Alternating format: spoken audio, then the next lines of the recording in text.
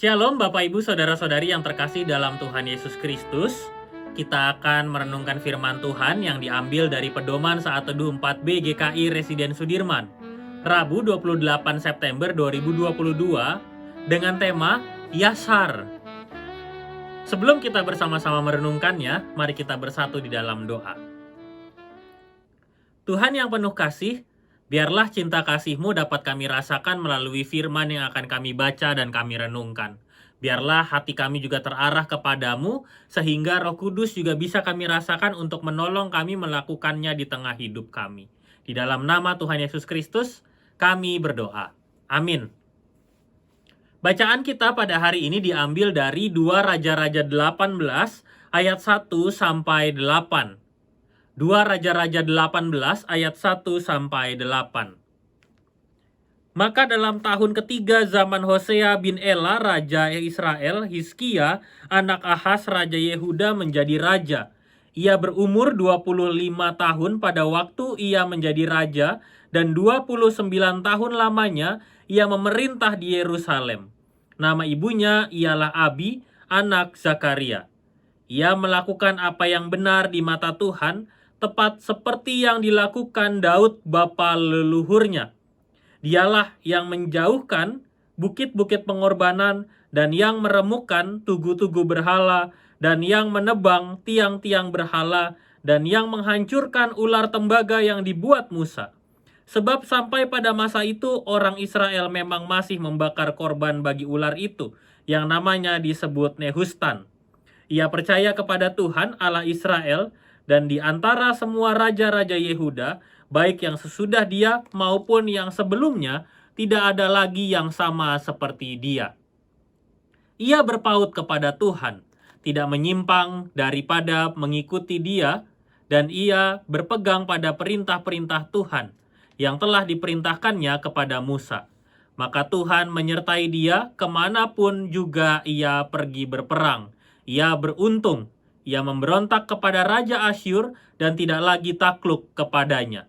Dialah yang mengalahkan orang Filistin sampai ke Gaza dan memusnahkan daerahnya, baik menara-menara penjagaan maupun kota-kota yang berkubu. Demikianlah firman Tuhan. Berbahagialah kita yang mendengar dan melakukannya.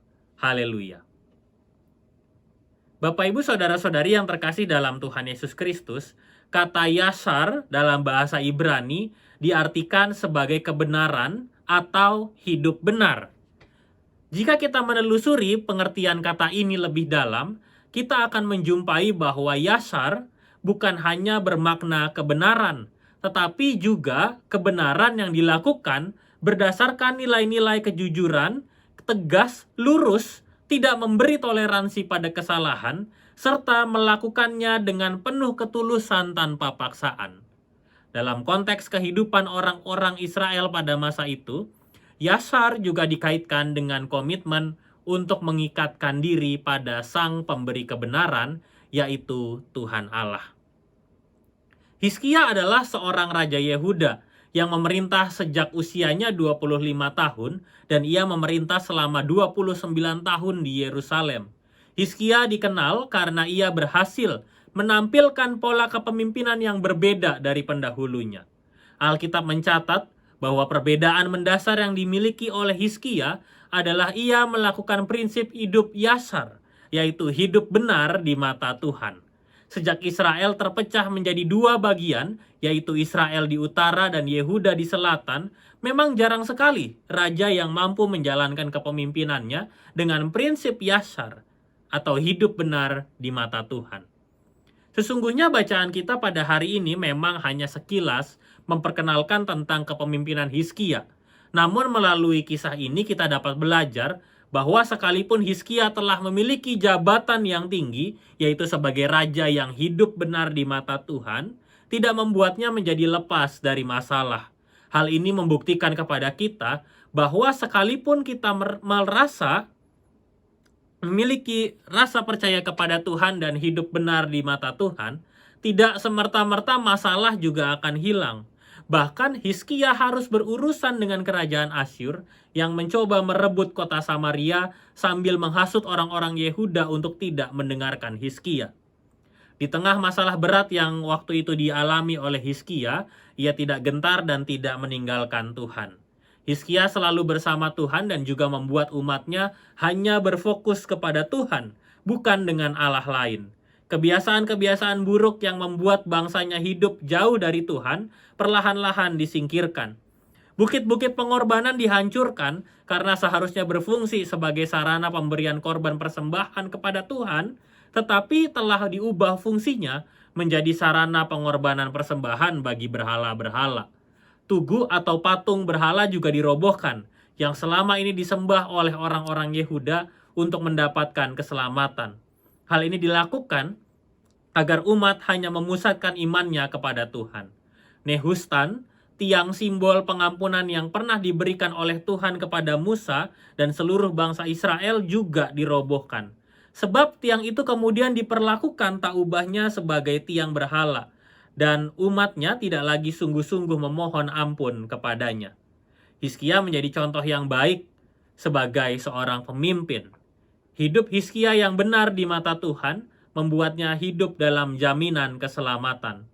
Tuhan memberikan kemenangan setiap kali ia dan bangsanya menghadapi peperangan. Dengan kata lain, Hizkia dibuat Tuhan semakin berhasil. Hizkia menjadi contoh sebagai seorang raja yang semakin merendah di hadapan Tuhan.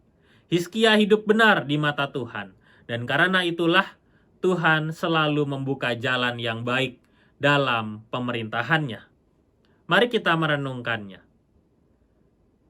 Belajar dari kisah Hizkia, kita akan merenungkan beberapa hal berikut. Yang pertama, Hizkia memberi teladan kepada kita untuk hidup dengan prinsip yasar, yaitu prinsip hidup benar di mata Tuhan. Dan karena itu, marilah kita mulai hidup dengan prinsip yasar itu dimulai dari diri kita sendiri. Yang kedua, kebenaran yang kita dasari pada Tuhan tentu akan berdampak baik kepada orang-orang yang ada di sekitar kita. Jika kita setia dan konsisten hidup benar di mata Tuhan, maka kita sedang dipakai oleh Tuhan untuk menjadi contoh sebagai umat-Nya di masa kini yang mampu hidup dalam kebenaran. Mari kita berkomitmen. Pada hari ini saya akan berusaha untuk hidup benar di mata Tuhan dan menjauhkan diri dari perbuatan yang menyakiti hati Tuhan. Dan marilah kita bersatu di dalam doa. Tuhan, kami ingin hidup benar di mata-Mu. Buatlah kami mampu melakukannya dalam hidup kami setiap hari.